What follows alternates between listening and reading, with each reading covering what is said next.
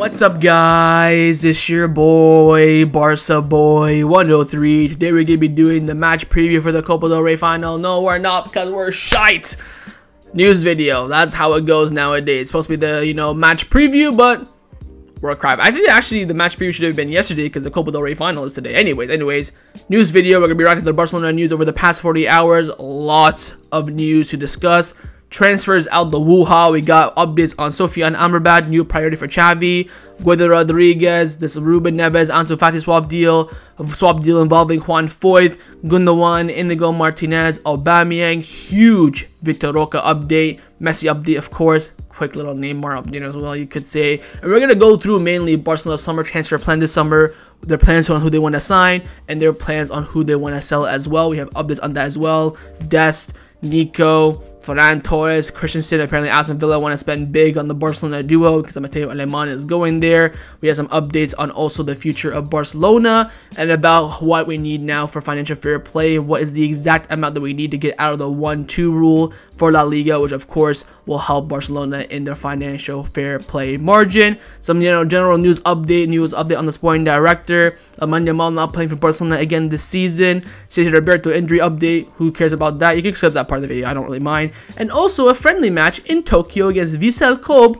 We're gonna reunite with Iniesta. But before we get into it, make sure you guys smash that like button down below. Let's try to get to 200 likes in this video. Be very much appreciated. And also, if you're new, make sure you subscribe down below if you haven't already. And let's get into it. Let's start off with the transfer news over the past 48 hours. Now, we're first going to be discussing Barcelona's new midfielder search because the amount of midfielders that we have been linked with has been ridiculous. I'm going to lay it all out for you guys. Who's the priority and who isn't? What's clear at the moment is that Xavi's pick and also the club's pick at the moment to come into the midfield is Sofyan Amrabat. This broke from Mateu Alemany and Tony Juan Martí from Relevo. They've come out saying that Sofyan Amrabat generates consensus at Barcelona for the new signing for the pivot position, but it would depend on the financial fair play margin Barcelona would have. Juan Martí came out saying that Sofyan Amrabat's price is expected to be around 25 to 30 million euros. So pending FFP,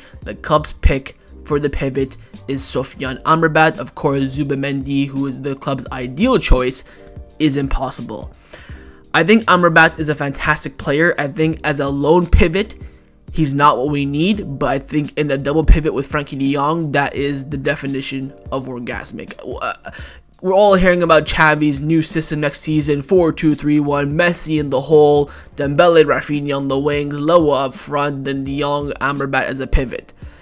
That sounds tasty to me. You punch Pedri and Xavi, you have Pedri and Messi alternate. I don't know. But that's the rumor.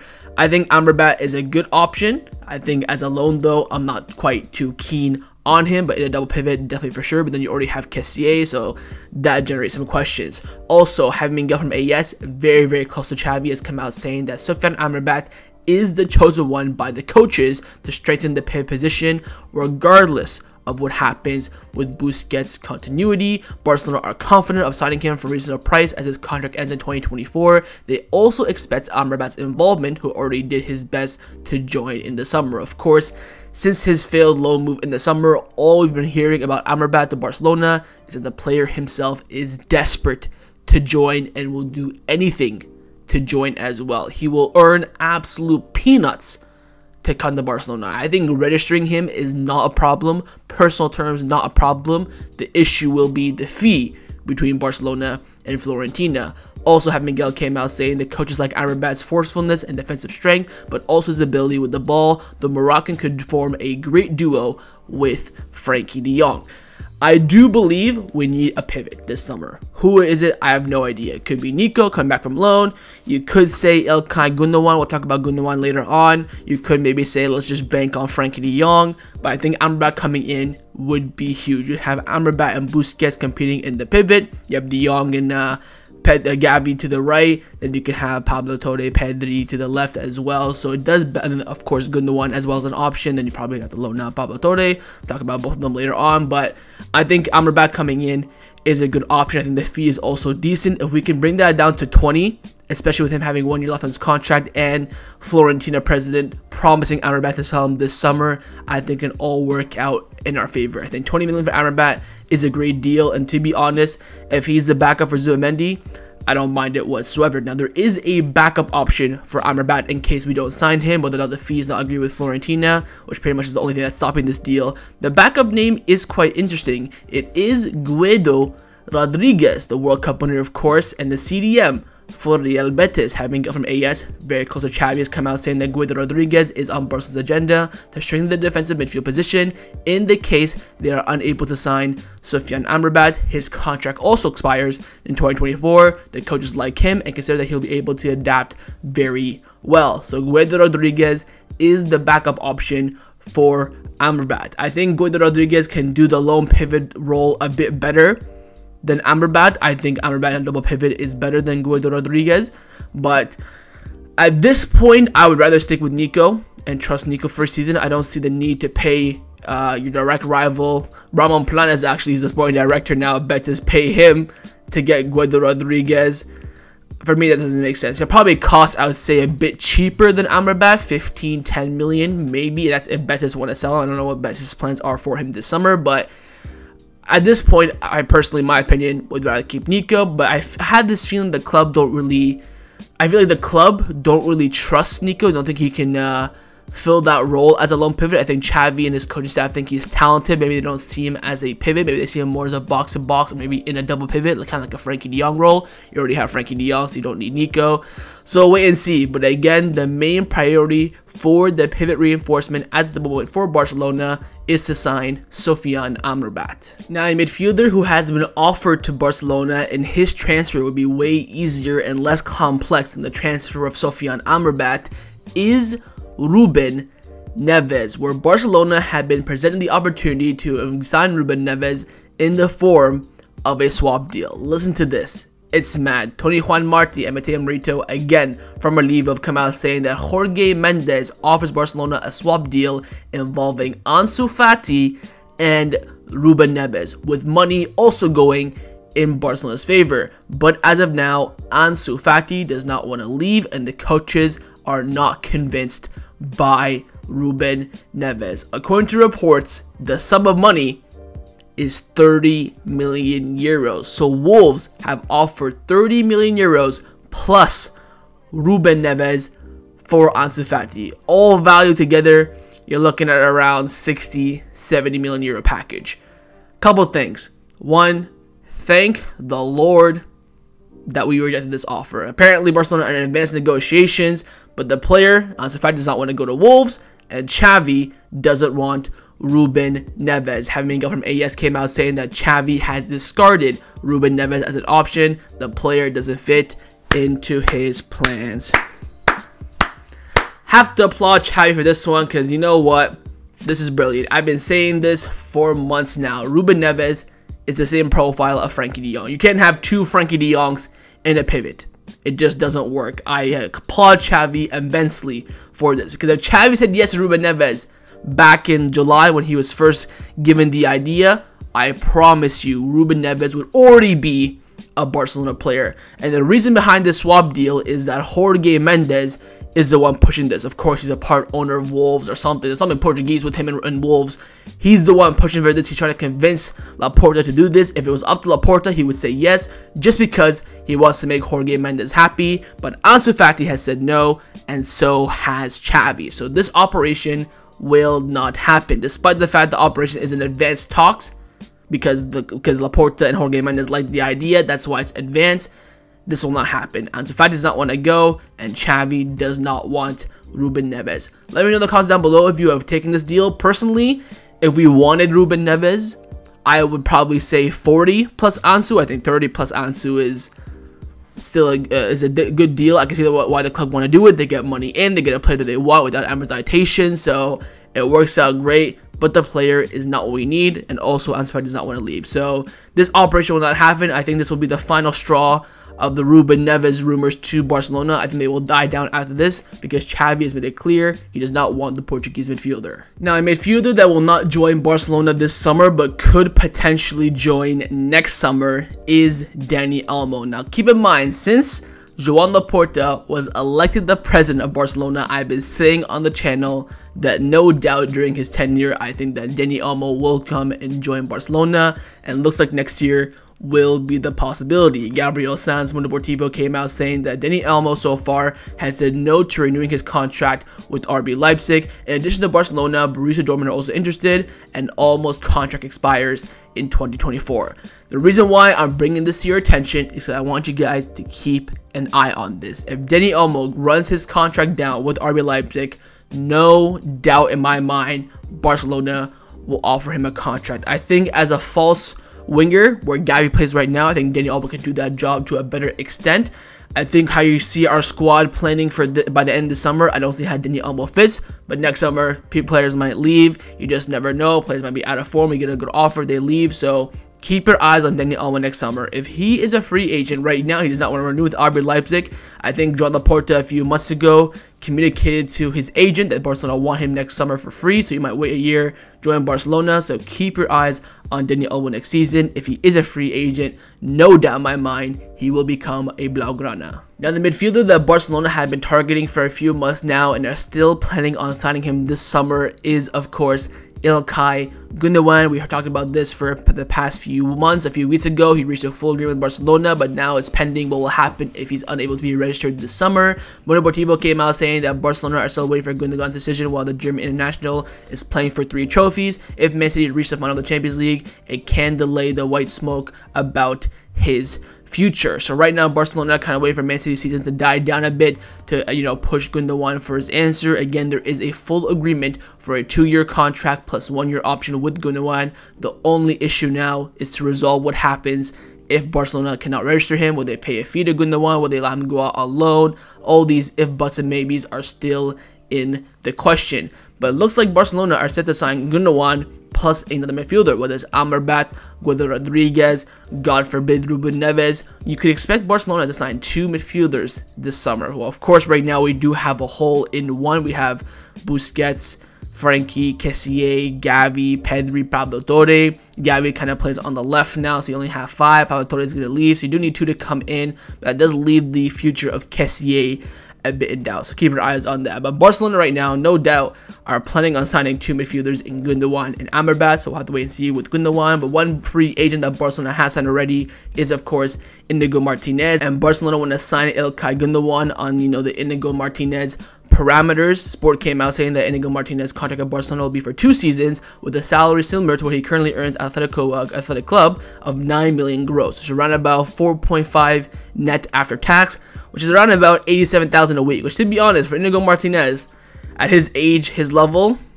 is decent. He will lose some money on the taxation in the Basque country is very beneficial, but he wants to win trophies in the final stretch of his career. He also has agreed to the clause that he could leave on loan if Barcelona are unable to register him, but Barcelona have assured him that there won't be any problem. So again, Inigo Martinez, done deal, just pending registration, and the club want to have Gundogan's transfer under these same conditions. That if Gundogan cannot be registered, he leaves on loan for 1 season. Barcelona will still pay. He'll still have his same salary with the other club and the loan, and Barcelona split it in half or whatever. That salary will stay the same, and then he'll come back the season after that and then continue on his contract. So the club still waiting on some conditions with Gundogan, but I think his signing hopefully will be wrapped up after Man City's treble quest ends. I think Gundogan will be a great reinforcement in the team, and again, I think he'll be a very, very strong addition to the midfield. Now, along with the midfield, the position that Barcelona want to reinforce this summer is, of course, the right back, because currently in the squad we have no natural right back whatsoever. We desperately need a right back this summer, and the club are attentive to that.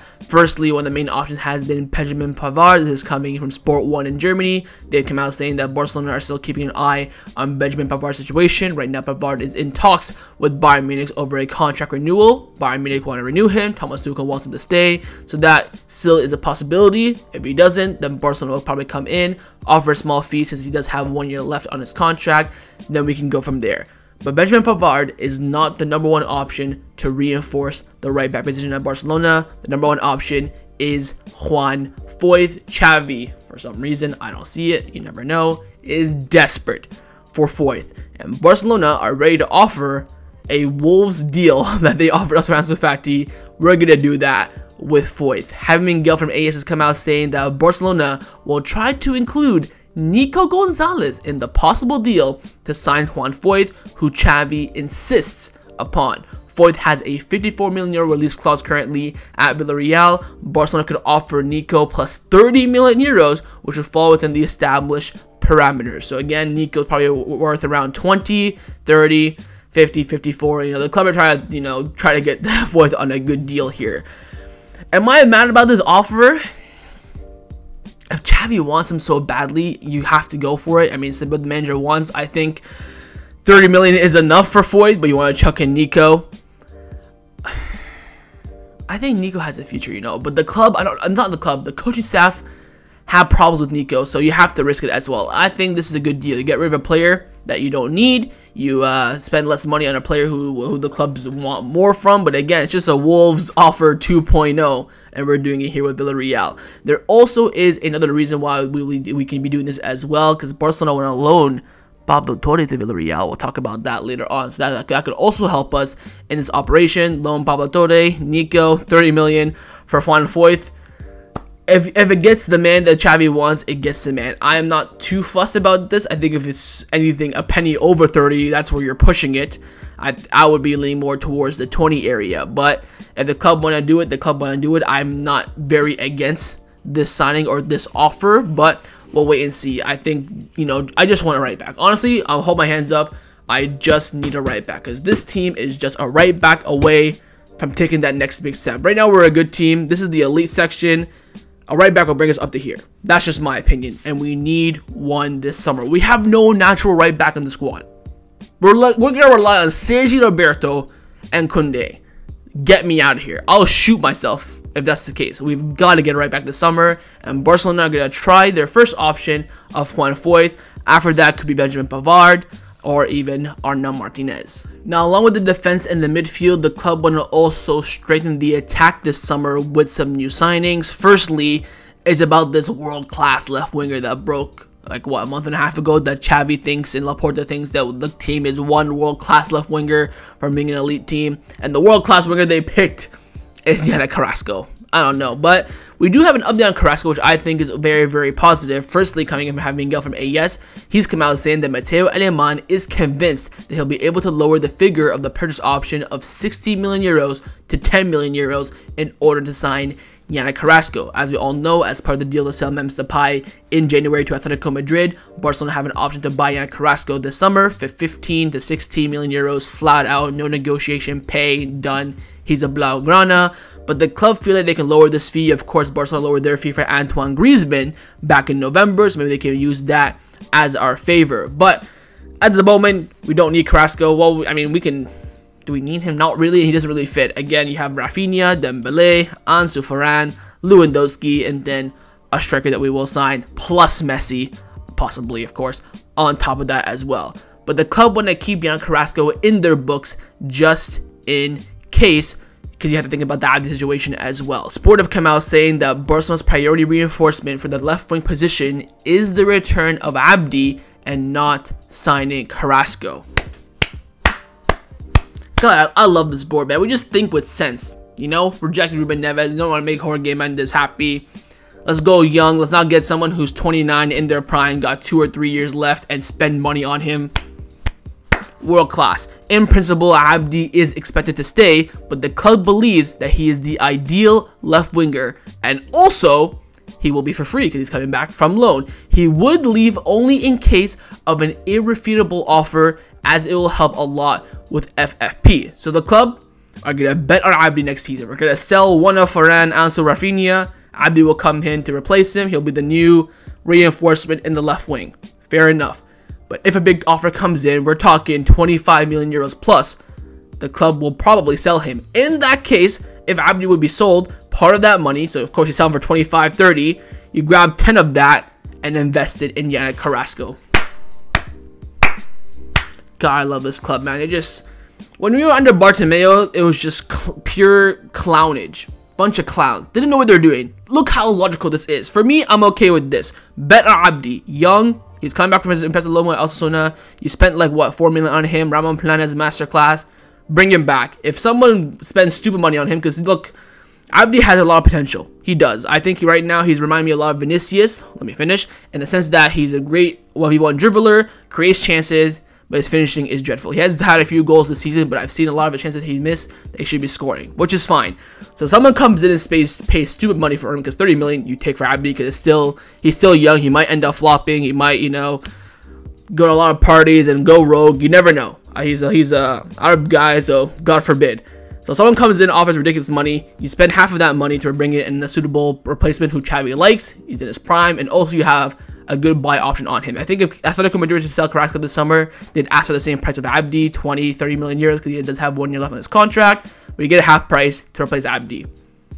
No problem with this whatsoever. So there's your update on the left wing position. The club will bet on Abdi, but if Abdi is sold, the club will go for Yannick Carrasco. Now, one of the main signings that Barcelona want to make in the attack, and you could consider it a priority alongside Leo Messi, is the signing of Vitor Roque, who the club have huge admiration for and see him as an absolute huge talent. Now, the update on Roque over the past few weeks has been that the club cannot afford the asking price of Atletico Paranaense from Brazil, and they've now basically given up on Vitor Roque. But Vitor Roque has said that he wants to have his new club by July the 1st, because he wants to do preseason, get integrated, all that sort of stuff. He's taking long term, which is fine. The club could not pay what his club wanted, and the player does not want to wait, so Barcelona had slowly but surely were falling out. But then we got the remontada that broke from Candacer. They came out saying that Vitor Roque is now willing to wait for Barcelona despite the interest from other clubs. His price is around 35 to 40 million euros, and Barcelona could pay this fee in installments. So now Vitor Roque is willing to wait for Barcelona, which is the advantage of the blog right now. He's going to push for this move. He wants Barcelona. So Atletico Paranaense is going to have to work with us in order for this deal to become a reality. Then we got the confirmation from Joaquin Pereira, the most reliable journalist for Barcelona in terms of Brazilian player news. He's come out saying that Vitor Roque and his family are determined to wait for Barcelona. They don't want to miss on this opportunity. Anything is possible as Barcelona is exploring every option, including the idea of signing him now and then scheduling his arrival for 2024. So now the option of, you know, signing Vitor Roque, loaning him back to his current club or maybe somewhere else for him to get experience, or even having that fee paid in installments and also loaning him back. That way you can make that fee cheaper. Fabrizio Romano has always said the price that the club wants Atletico, I think it's called Atletico Paranaense, is around 40 to 50. So you could say to them, say, hey, we'll give you him for another season on loan, cut the price by 5-10 million, we'll pay it in installments, deal or no deal. I think they take that. I really do. And again, the will of the player here will absolutely be key. If we can pull off this signing, I'm building Alemany statue. Despite the fact that he's leaving, and despite the fact he doesn't want Messi to come back and he's going to sell Frankie de Jong, I'll build him a statue, because that, again, is a stroke of genius. And with the possible arrival of Deco, which we'll talk about in the video, Brazilian market, good connections, I think this deal is well and truly possible. My main issue was two things: the price and the player not willing to wait for Barcelona. We're going to get the financial play margin by the end of May. We got to work it out, plan it, see what we want to do with it. We couldn't wait for the time that Vitor Roque wanted to join his new club, but now that's the case. And we're back in business. We'll wait and see with Vitor Roque. Again, Andre Curry, who's the agent of Vitor Roque, he's the agent of Neymar, I believe, a former agent of Neymar, very well experienced in the Brazilian market, was associated for Barcelona. He came out in the media saying that Vitor Roque is one of the best talents ever seen. He thinks he's better than Endrick, who joined 70 million to Real Madrid, and that he hopes that Barcelona sign him. So I think this deal is on the table. I wouldn't say done deal, but if we can get this player over the line, it will be a brilliant signing. Now, if Vitor Roque does not join us this summer, but we do end up signing him, the club still need a striker, because Lewandowski needs two things: competition and coverage as well. He cannot play every single game. We saw him this season. He dipped after February because he's been playing week in, week out, injured or not. And Barcelona do have an option in the case they sign Vitor Roque and he does not join the squad for the season. He goes back on loan or something like that. We buy his rights whatever the case may be. We still need a striker, and the main name is, of course, Pierre-Emerick Aubameyang. The main thing about Aubameyang is that whether or not he'll leave Chelsea for free or not. If he leaves for free, Barcelona will be all over it. 1-year deal, come for a season, vibes, work hard, cover Lewandowski, you're good. But if this is going to cost money, the club will back out. They will not pay a penny. Now, Matt Law, of course, the #1 source around Chelsea, writes for the Telegraph in the UK. He's come out saying that Chelsea will likely have to allow Pierre-Emerick Aubameyang to leave for free this summer if they want him off the wage bill. Of course, he's currently earning around 300 to 400,000 euros per week at Chelsea. Fair enough, got the bag. Clubs are unlikely to want to pay a fee for the striker, which is absolutely correct. Since this news has come out, Barcelona's interest has risen. Reuters and Wolverhampton Wanders came out saying the return of Aubameyang as a low-cost transfer is winning integers within Barcelona. Andrea Sanchez came out saying that if Aubameyang leaves for free, Barcelona will more than likely sign him. He'll come back as a striker in a backup role with a very, very low salary. And that's the most important thing. The club want to make signings this summer and have them on low salaries. I think Aubameyang coming in, low salary. Inigo Martinez, whether they like it or not, 80k a week is a low salary. Amrabat coming in, I have no doubt in my mind he'll have a low salary as well. These signings are very, very important to strengthen the squad and also come in and easily comply with financial fair play. Aubameyang is on the table still. He will only arrive if Vitor Roque doesn't. But Barcelona's #1 target for this summer's transfer window is still, without a shadow of a doubt, the greatest human being to ever touch a football, Lionel Andres Messi. We do have a few updates, but still not real updates. Abdul Gaston, who writes for TYC Sports, probably the most reliable Argentine reporter out there, he's come out saying that as of now, Barcelona are in the best possible position to land Leo Messi as a free agent this summer. Conversations with La Liga to register him are progressing, and Messi's only thinking about Barcelona. Now, since the last video when he got suspended, Messi came out yesterday, did a little apology Instagram story video where he said that, oh, I thought we had the day off, blah, blah, blah, I'm sorry. Since then, there's been a lot of mixed reports about La Liga's green light for his registration. I saw Luis Rojo from Marca, he came out saying that Barcelona are scared, they think they're not gonna get the green light. But then Fernando Polo from Deportivo came out saying that all the green light is well on track. Gerardo Miro said that, oh, there's still an 80% chance that Messi joins, but Saudi Arabia are really, really pushing for Messi. They're also pushing for Busquets as well, so it's still all over the place. I'm still waiting for everyone to conjointly agree on whether or not La Liga have given the green light or not. Once everyone agrees, that's when it's real. Right now, people are just banking on something, doing a little 50-50. Then they'll say, oh, I was the first one. So if Messi doesn't, sign, let's say, for example, La Liga reject it, Luis Rojo will be like, oh, I was the first one to say that La Liga rejected it. I'm really, really liable. Give me a 5-star tier 1 journalist. That's what we're going to do. But when he doesn't, let's say La Liga give the green light. Oh, the mood has changed. Green light is coming. That's what they're going to do. So wait and see on Messi. Again, no real updates. I'm only going to get excited or be amped about a new update if we get the green light or not. That's all we're waiting for right now. Again, we are a green light from La Liga away from Messi's return. Now, right now at PSG, things are going tits up. Everyone wants out. The Ultras have been banging on doors left, right, and center. And there has been another PSG player who has been mildly linked to Barcelona, but I want to talk about it real quick just to shut it down that he's not going to come in any way, shape, or form. I haven't put him on the thumbnail or anything because I don't want to give it any light whatsoever. And that is Neymar. Apparently, Neymar this summer will be available on loan with a buy option. And of course, people were saying, oh, Messi and Neymar back at Barcelona, get the vibes back. Juego bonito, but let the new baila. No. Neymar's last chance to return to Barcelona for me was 2 summers ago, before he renewed his contract. The year that PSG eliminated us, I believe, in the Champions League and Neymar was injured. That was the last time for me for his return. And he signed a renewal. He can suck my left nut. Man's a snake. Left for the money. Don't care. Also, for Barcelona, it's impossible. It's almost financially impossible for him and Messi to return the same summer. Barcelona would like to say no if they offered him, but the quality is there, and there's no doubts about him. But he does have attitude problems. He's injured every February for his sister's birthday, and of course, he's in his 30s. The club's priority right now is to register renewals, then Messi. So again, Neymar, no chance. People were saying, oh, alone, just have him and Messi come back, provide. Messi and Neymar's still great. No, listen, Neymar is the second greatest player of our generation. Of course, Messi's first. Oh, Ronaldo second. Third greatest player of our generation. So, I think Neymar is still talented. I think he's a fantastic player.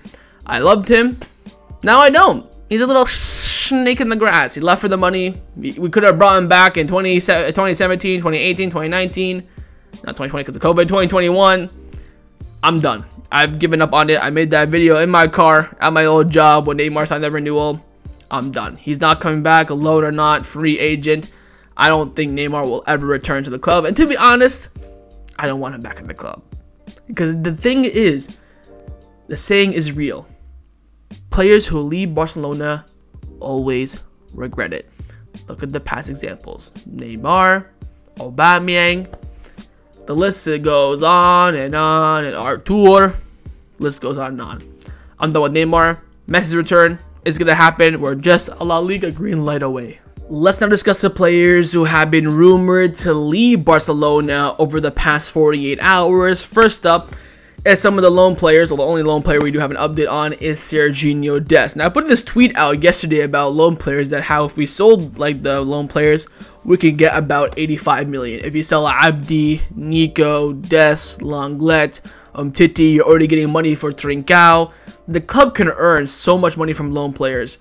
We're expecting the sale of Lenglet. We're expecting the sale of Titi. Abdi will stay pending a big offer. Nico, I think, will leave or be included in the swap deal.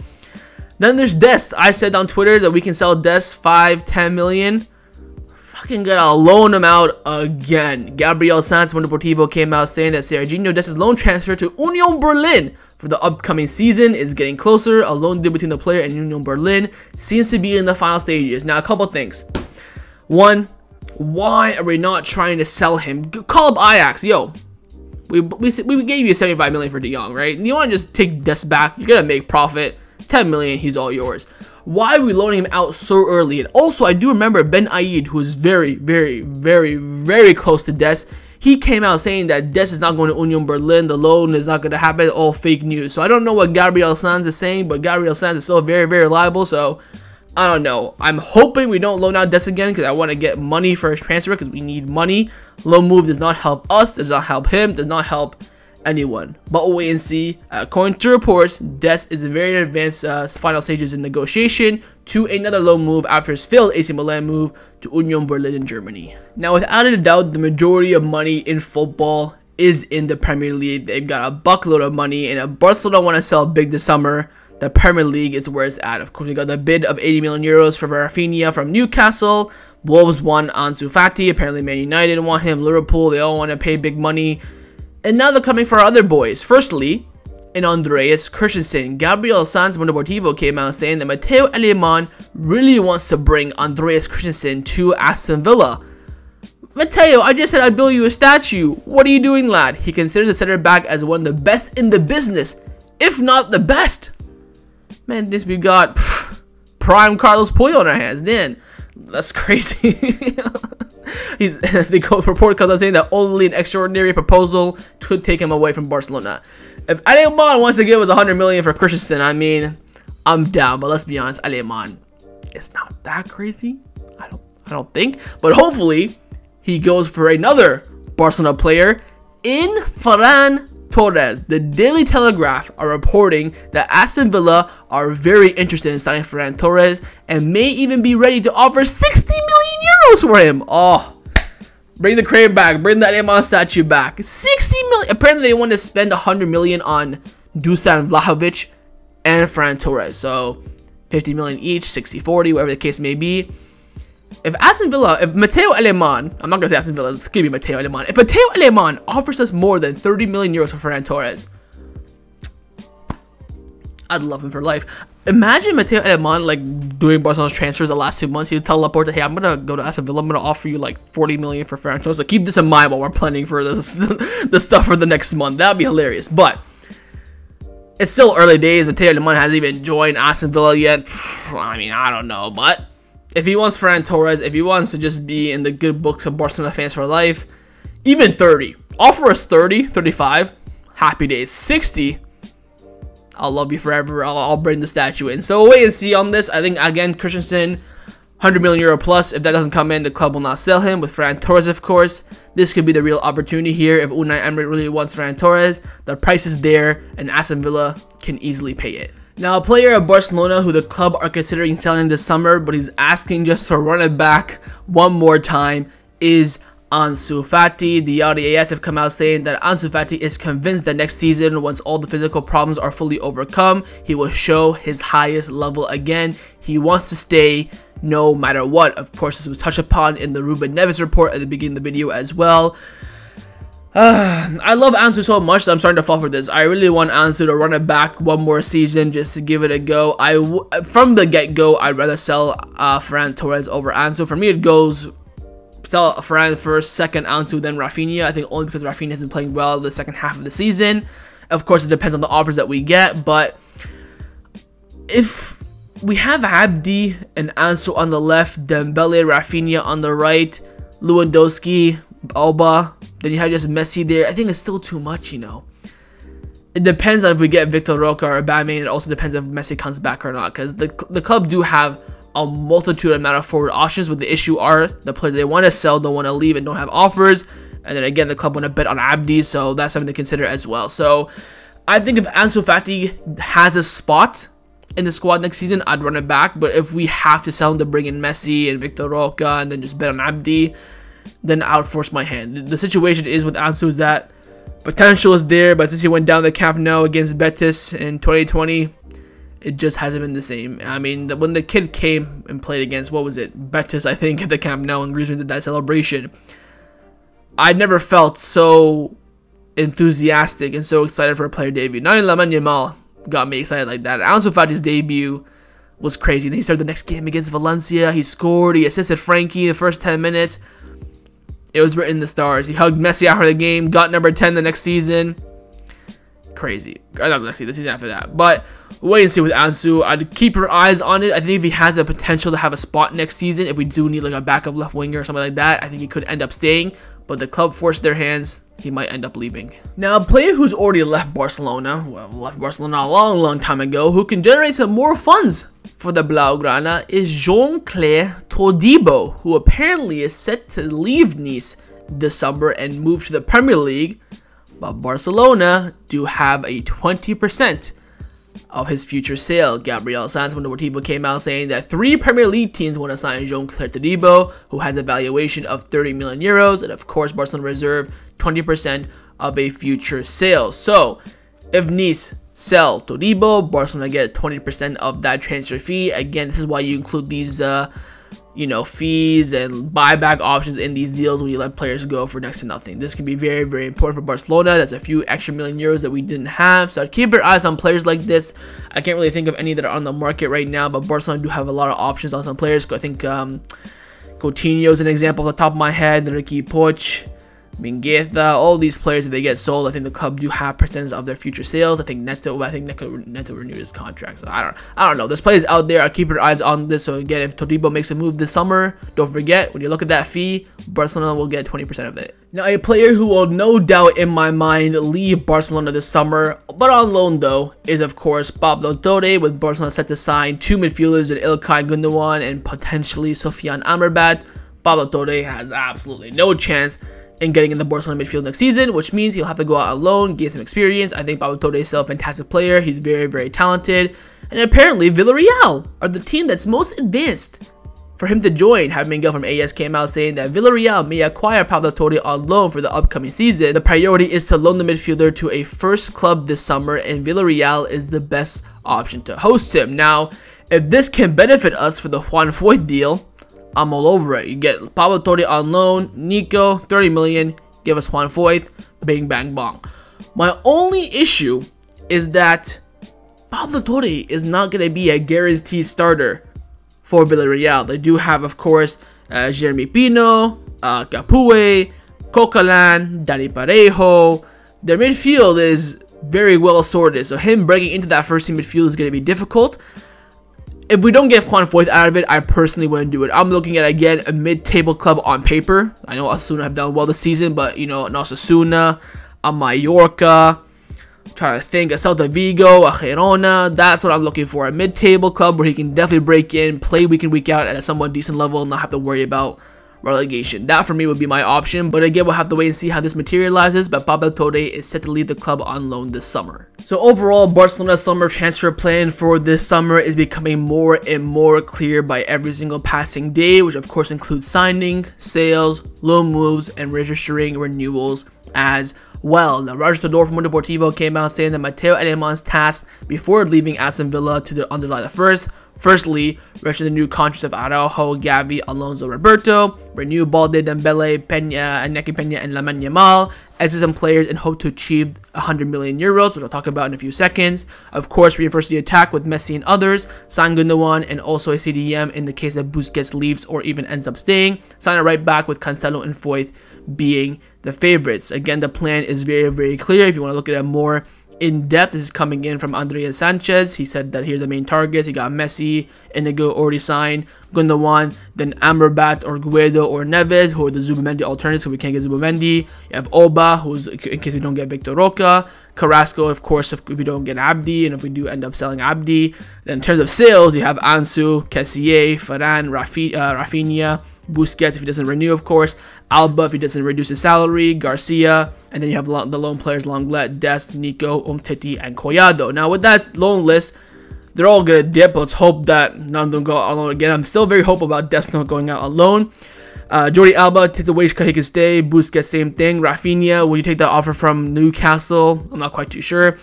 Now, with Barcelona signing Gundogan and Amrabat, I do think Kessié's days are numbered if the good offer comes in. Because you're going to have Xavi, Pedri, De Jong, Busquets is going to stay, Gundogan, Amrabat. That's already 6. You need 3 starters, 3 on the bench.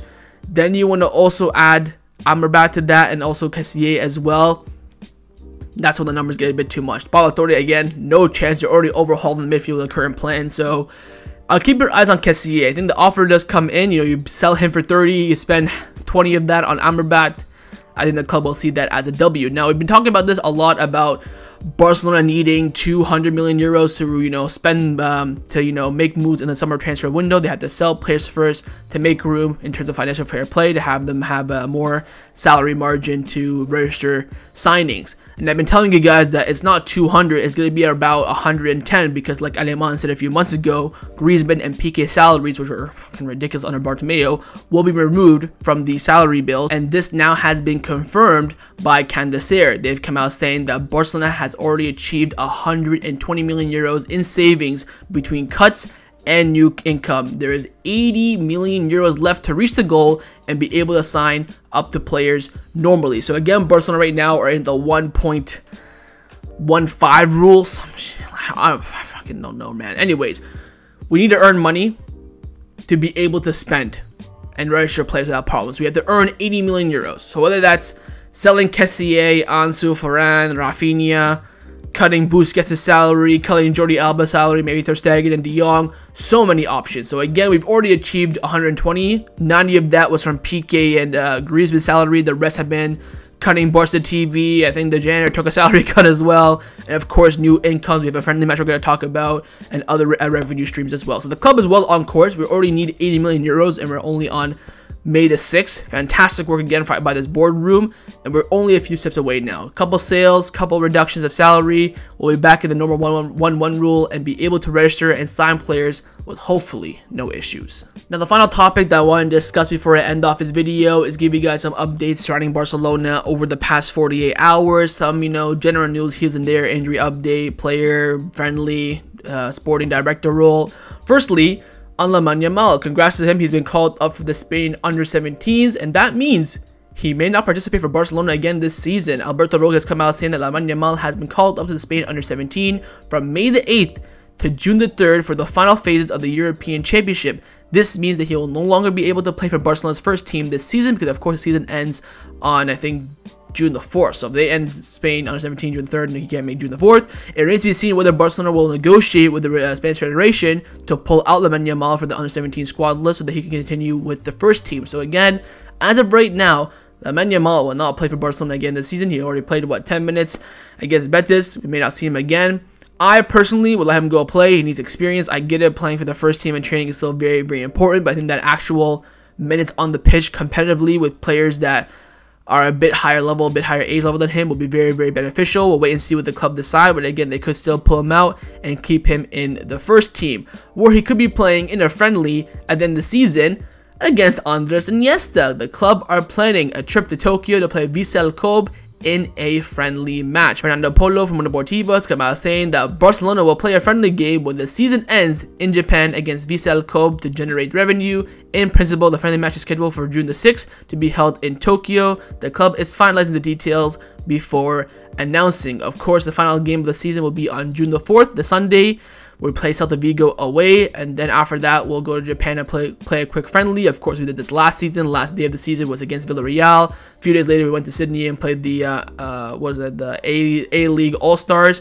Now, there are reports that Iniesta will leave Vissel Kobe this summer. Hopefully, he'll stay with the friendly, because I don't want to play the friendly just for the Iniesta vibes, but he's apparently going to end up leaving. He's not going to retire yet. He wants to go to America or Saudi Arabia. Imagine a reunion of Busquets, Messi, Alba, and Iniesta at Al Hilal. I would watch those games. God damn. But, you know, we'll wait and see. Anyways, Barcelona friendly match, again, will generate revenue. This will probably earn us 5-6 million. Tokyo, huge fan base. Their time zones are crazy. They have to wake up at the early hours to watch Barcelona. So if they're coming to town, they'll be all over that. Merchandising, ticket sales, all that stuff will be very beneficial for Barcelona. Now, we do have one injury update. Of course, the only injured player in Barcelona's current squad right now is Sergio Roberto. We all thought he was going to be ruled out for the rest of the season, but he's making a remontada. Ben Aid came out saying that Sergio Roberto will try to be available for the next match against Espanyol on May the 14th. The Catalan derby, that's going to be huge. I tweeted this. I'll say it in the video. Roberto, tranquilo, we don't need you. Take your rest. Hit the treadmill. No rush. He's supposed to be ruled out until the end of this month. He may feature against Celta Vigo on the final day. What's the point? Just to play him in the friendly? Who cares? But he's not that important. I don't know why he's rushing himself. You're gonna get injured again. Just fully heal, bro, and just take it easy. That's all I gotta say to Roberto. Now, finally, we do have an update on the Sport Director role, who will come in to replace Mateu Alemany. There have been a few new names that have surfaced over the past few hours. Firstly is Fernando Caro, who is currently the CEO of Bayer Leverkusen. Now, Fernando Martinez from Sport came out saying that Fernando Caro, the current CEO of Bayer Leverkusen, is one of the options for Barcelona to replace Mateu Alemany and also Jordi Cruyff if he does not stay. He was born in Barcelona, he is a club member, and he is proud to be on the list of options. So this, for me, smells experience. Of course, he, I think, was one of the players to sign Moussa Diaby from PSG. He has Jeremy Frimpong. He sold, Kai Havertz. He has a good squad. They're competing right now in the the Pokal Cup. I forget the DFB, I think, Pokal Cup. They're in the Europa League as well. So not a bad option. For me, it's someone with experience, and that for me is the most beneficial. Now, there's also another name that has emerged as well, and that's the name of Vitor Baya, I believe is how you say his name. I'm not quite too sure. He was a former goalkeeper for Barcelona, if I'm not mistaken. And Sport came out saying that Barcelona think of Vitor Baya I don't know how to say his name, sorry, to replace Mateu Alemany. I'm going to call him Victor. Victor is currently the sports vice president for Porto, and he's a former Barcelona player. He has made the Portuguese side financially healthy again, which is highly valued by the Catalans. So again, another option here. We're most likely to have to replace Jordi Cruyff and Mateu Alemany. Quickly, just get into this now. Nothing about Jordi Cruyff.